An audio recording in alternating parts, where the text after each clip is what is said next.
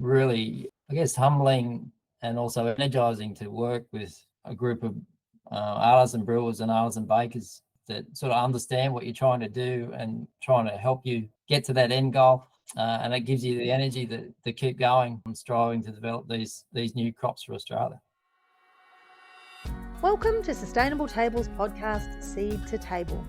My name's Jade Miles, and we'll be talking with game changers and change makers regenerating food and farming in Australia from the ground up. Today, I'm delighted to introduce you to Matt Newell, a leading research scientist at the New South Wales Department of Primary Industries at DPI. Matt has over 30 years' experience in agricultural research, and he has a specific focus on perennial grains, which he's been doing since about 2008. Matt's at the forefront of innovative solutions that hold some promise to revolutionise the brewing industry. Now, who doesn't like the idea of that? Today, Matt's going to join us to chat about his pioneering project funded by Good Grain, which is a project in collaboration with us here at Sustainable Table and the good folk at Stone and Wood. This project targets the challenges posed by intensive annual cropping in Australia's wheatbelt, which is really starting to be pretty clearly negatively impacting water quality and soil health. By integrating Mountain Rye, which is a perennial grain, into these systems, this project that Matt's working on aims to rejuvenate ecosystems and enhance productivity.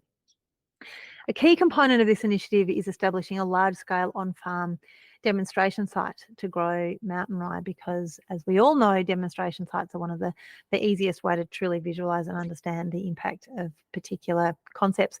The harvested grain will be malted and it'll be used in brewing, offering unexplored flavours and attributes that are really hard to find in conventional cereals. And this will hopefully open up new opportunities for brewers and maltsters, great word, hard to say, adding unique and sustainable ingredients to their repertoire. The project plans to culminate in a mini symposium, gathering everyone from across the supply chain, brewers, maltsters, farmers, potential funders even, to explore the opportunities and challenges of incorporating Mountain Rye into brewing. Matt, welcome, and let's jump straight on in to why Mountain Rye and what your relationship with this particular grain is. Thanks, Jade, and great to join you on the podcast. Great opportunity to talk about our work. So we've always had rye in our research program. So like you said earlier, we've been working at this since 2008. And it's been mainly used as a check variety to measure perenniality against the other species or other crops that we were looking at. And so somewhat it's flown under the radar a little bit, and we probably haven't quite recognised its attributes until more recently in some of our work. So Mountain Rye is a perennial relative of cereal rye. So cereal rye people will be more familiar with. And in some circles it's considered the progenitor of cereal rye. So it's where cereal rye has come from. Its history in Australia, it was introduced or brought into the country sort of in the late 1970s and developed as a grass, and a commercial cultivar was released in the 1980s. So used as a forage source for grazing animals, a bit like we'd use Phalaris or tall fescue. But it's got these really great seed characteristics. So for a grass, it's got a reasonably sized seed, and it has comparatively good yield. And so recently we've been testing our perennial grains for their function or end use function, particularly with bakers. But we've also included some brewing and manufacturing in those tests. And Mountain Rye was sort of the standout grain in all of those tests. So we got good comments back on its flavour, particularly, but it functioned well in whatever process it was being put into. So whether it was baking or brewing or manufacturing into things like muesli flakes. And that was surprising, given that there'd been no selection or development of Mountain Rye for any of its seed characteristics. And so it's why we think it could be, and the feedback was that it was the grain that was most market ready as a perennial grain. So it's why we think now that Mountain Rye will be the one that we can release as a commercial cultivar. So we're talking about this grain as a perennial grain, which makes sense to some, but perhaps doesn't to others. Tell us a bit about the value, the ecological value of a perennial grain versus an annual crop? So if we think about natural ecosystems, they all have a couple of things in common. It's the same whether you're talking about a tropical rainforest or a natural grassland. And then the majority of species within those ecosystems are perennial, and they're composed of a diverse group of plants. So there's different plants with different functional properties that help that system produce and be productive. And if you think about grasslands, they tend to be developed soils where most of our carbon gets stored, and they support most of our stock production, but they also tend to be resilient in the face of a variable climate. Now, those ecosystems will suffer some catastrophe event like a fire or a landslip or a flood, which wipes out most of the species within the system. And the first plants that come back are the annuals. And this is what we call this primary plant successional stage. So the annuals come in, they quickly cover the ground to prevent any erosion, take up any excess nutrients that are available. But over time, the perennials start to re-establish, and they have, again, then controlling the mineral and water cycling within those systems. And that step change from annuals to the perennials is called this secondary stage of plant succession, and they're highly stable. Compare this to our cropping systems. Most of what we eat, or some of the things we eat, come from perennial plants, like a crop, things like fruits and nuts. But by far, the majority of calories that we consume come from annual grain crops. So over 50% of our calories come from grains, and they're all annuals, and 90% of those are from 3 crops in rice, wheat, and corn.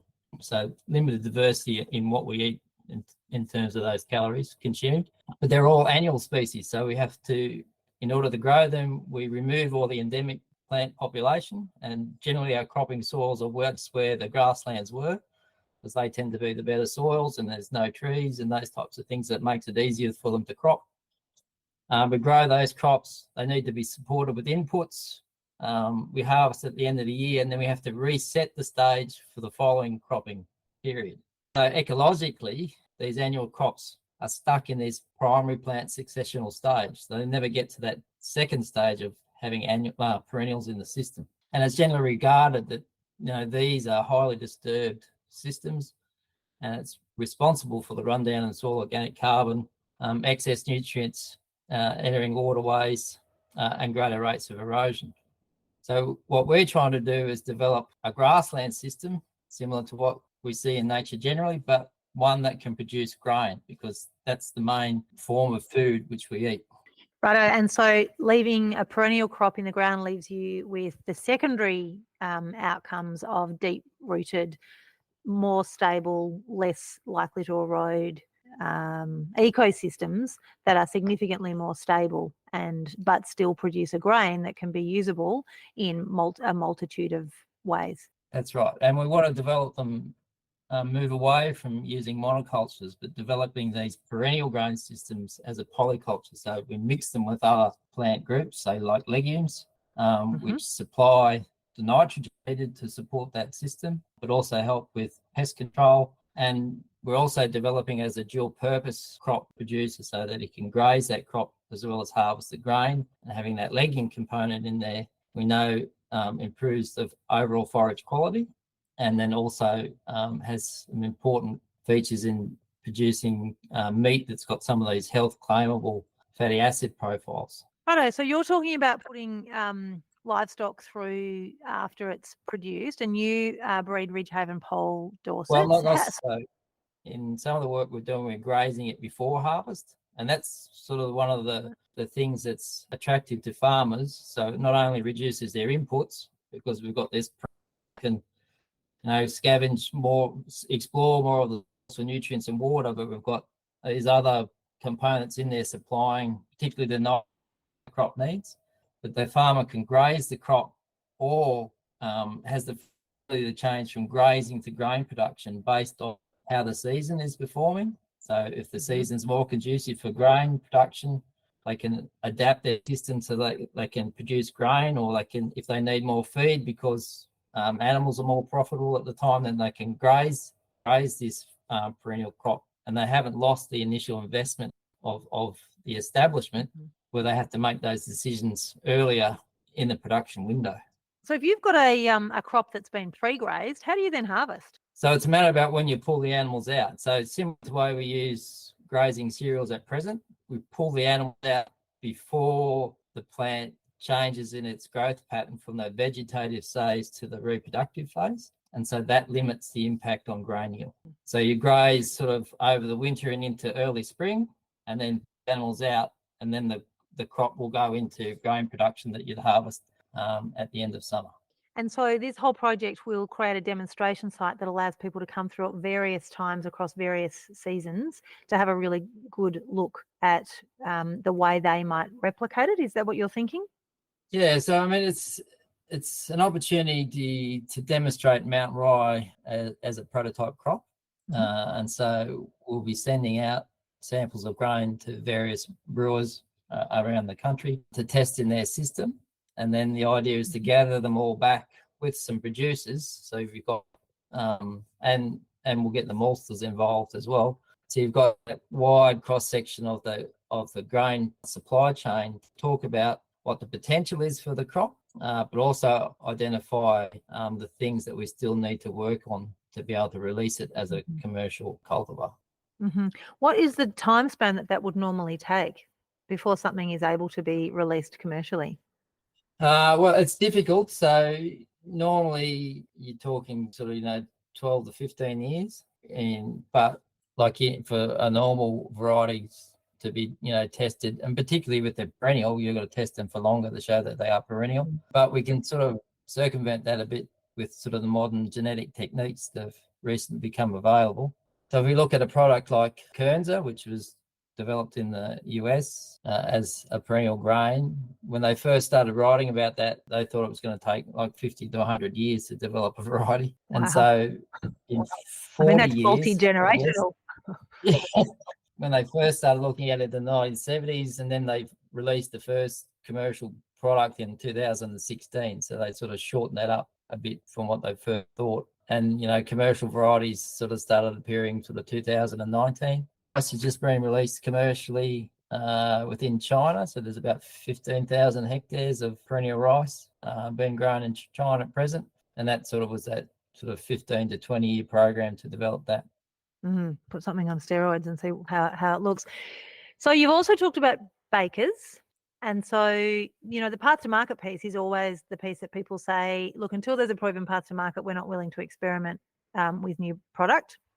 But as you say, we're trying to move away from monocultures. And so it's really important that we do have a cluster of people who are willing to have a go. But what you really need to do is put something on the ground that gives them a path to market that makes that experiment viable.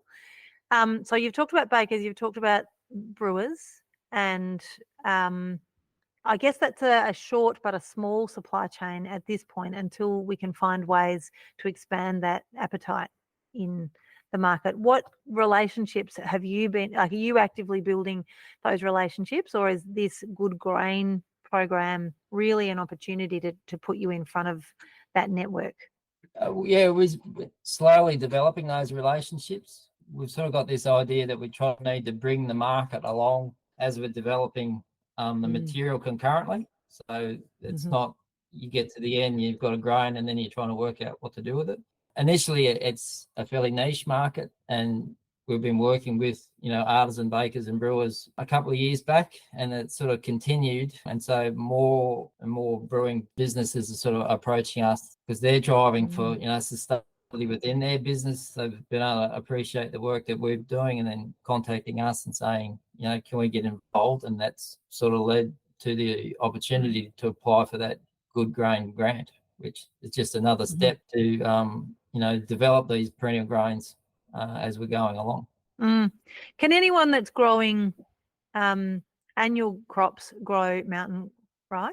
Is it suited to most ecosystems that normal? It's the same process, hence the name Mountain Rye. So it's more suited to land type areas. So the higher rainfall, lower temperatures. It's where most of our perennial grasses are grown. and it's also home to the majority of our sheep production. So, and those producers are trying to diversify their production system by including more cropping within their systems. And so we feel there's a real environmental danger by swapping out perennial-based pastures to start growing annual crops. So these perennial crops allow these producers to integrate more cropping within their production system, but still maintain that perenniality, which is environmentally more than trying to grow crops. The aim is then to be able to get those grains and push them further into the wheat belt, so into more dry areas. And so we've got some evidence around Mountain Rye. It can fit in that sort of 300 to 400 millimetre annual rainfall, but more at a higher altitude where it's not as... Yeah, okay, where evaporation is limited. Well, it's more the temperature over summer reducing the ability of the plant to survive. Tell me about your symposium. So part of this project has a plan to conclude with a gathering of people who come to learn and have a good solid look at what you have done. What was the rationale behind pulling together a cluster of people to learn on site? Yeah, I mean, so currently there's no markets for perennial grains, and indeed there's no commercial production. And so in order to have that market develop concurrently while we're trying to develop these crops, we developed this sort of commercial scale demonstration of Mountain Rye as a prototype crop. So we're hoping that we can get all these brewers to test the material within their system, and now we'll bring them all together at the end to talk about the possibilities at that forum, and then hopefully we can extend that information that we learn there through the sustainable label network, so increase the exposure of what we're doing, and hopefully, you know, develop those markets around material that we've got close to marketing, but then it's also help us sort of springboard into more plant development type programs. Has any research like this been done internationally, or are you the first to do it? No, I mean, that's where it started. It was importing material that had been developed by other international programs. And so, as I mentioned earlier, it was Kernza. So that's intermediate wheatgrass. It's been developed as a perennial grain for sort of North America and into Canada.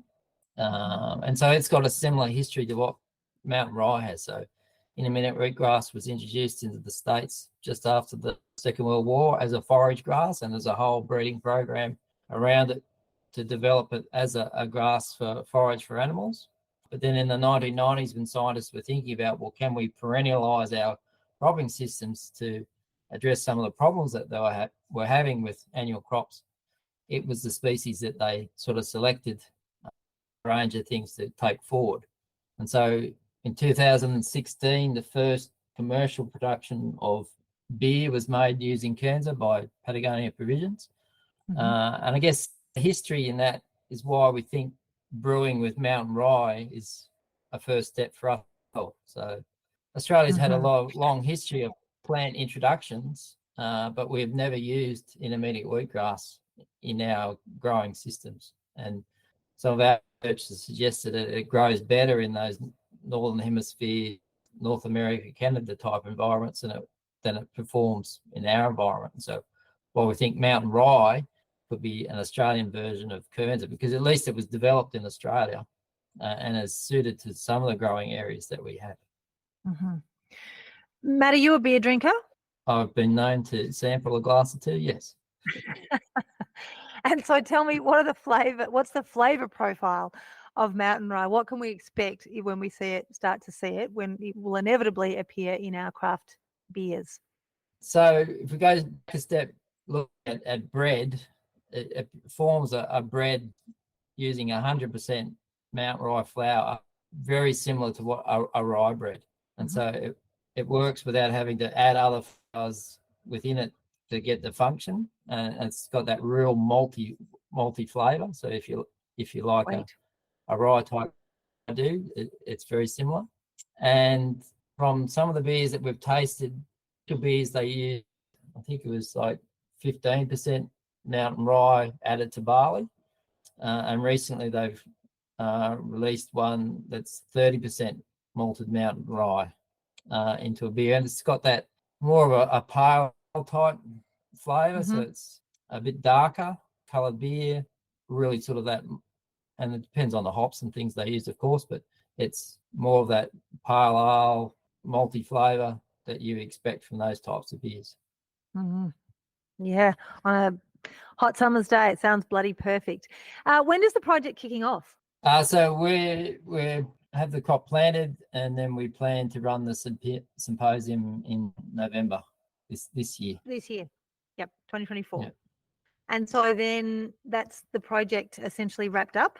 Yeah, so it's essentially a 12-month project, and then we'll be creating the documents, gathering all the information that we collect from the different brewers, putting in the discussion that we had with growers, and then having that more broadly put out through a sustainable network table of publications, so that others can see what we've done.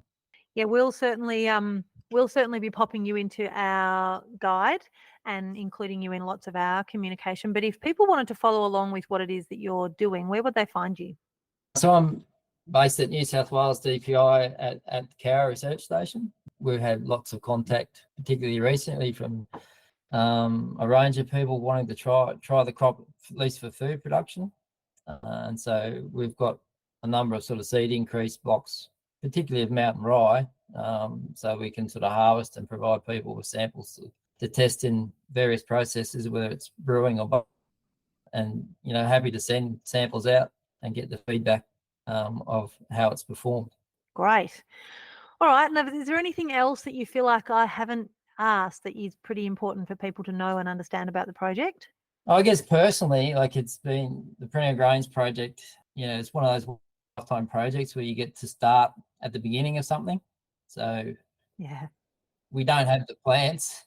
We're developing the system for them to go into, and it's really I guess humbling and also energizing to work with a group of artisan brewers and artisan bakers that sort of understand what you're trying to do, and trying to help you get to that end goal, and it gives you the energy to keep going, striving to develop these new crops for Australia. You're at the absolute forefront of innovation and transformation, and it has the potential to be an incredible tipping point in Australia's grain sector, which is really the last bastion of food system change. So well done. Congratulations. It's a huge project and it has the potential to really make enormous change. Yeah, thanks, Jade. Yeah, it really is. It's a step change for agriculture across the world. So if we can get these plants developed, and get them yielding the same as a normal annual crop, then it'll be a big change for agriculture. Yeah, well done. Well, thank you for being persistent, and thanks for chatting with us today. We'll spread this far and wide, and we'll include any relevant links for the listener to click on so that they can come and find you. Thank you. Very good. Thanks, Jade. Thank you for listening to Seed to Table, a podcast by Sustainable Table. Next week, we'll be chatting with Jason Cotter from Toorong Farm. While in Australia, we tend to eat and drink products made from one or two types of grain. Jason will share the potential that diverse species of grain have to open up a world of different flavours and possibilities. For those who are interested in learning more about the Good Grain Initiative, head to goodgrain.au. If you're a baker, brewer, farmer, or just interested in learning more about grains in general, you can head to the Good Grain Guide on the Sustainable Table website and explore the resources that we've collated. If you've enjoyed this episode, please like and subscribe and perhaps leave us a review. This podcast was produced and edited by Megan O'Malley with music by Matt Fasandia. Special thanks to Jodie Clark, Jess Eddy, Sam Salmon and Erin Taylor for your support.